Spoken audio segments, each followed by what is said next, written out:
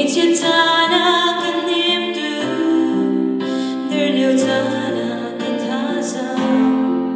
sẽ thích gian búa gần na lâm thuần đen từ bồi ba nắng hè hùng tri noa sẽ thích vẫn cần cần ta lại đâu lấy mini cứ xuôi lên na sẽ phách chim chi đến tan tay lại trong lòng biết bồi ba phách tin cần tay chân lại mua bồi ba cả nâng đông tiếng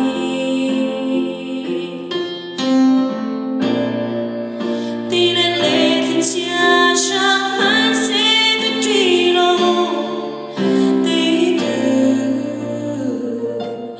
cả bồi ba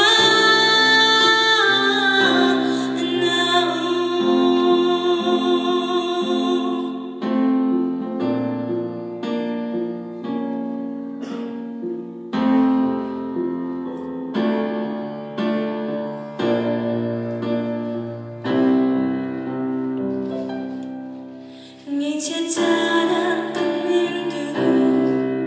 늘려 떠나간 타자 sẽ thích gian búa gần na lâm thuần đen từ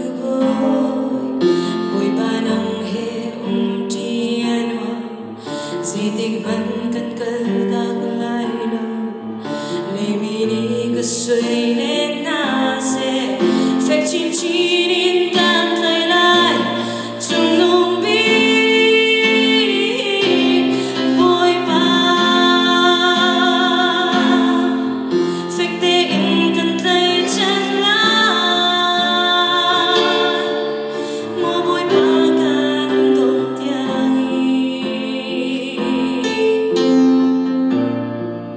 đi lên lệ thì chia chẳng mai sẽ được truy lô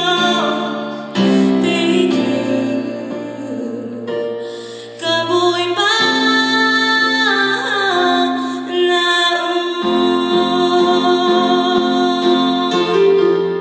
tốt lang lâu xóa đi ban là cara sung ra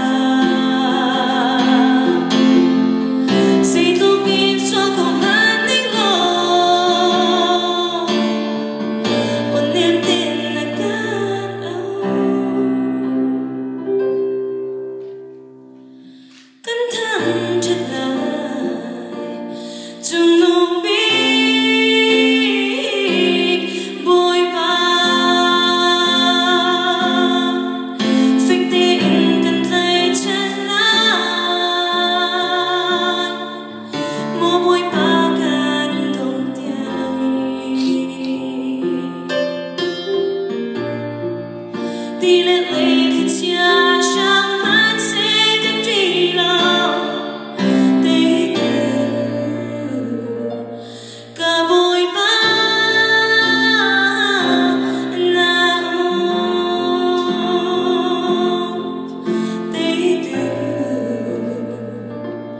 cả bồi ba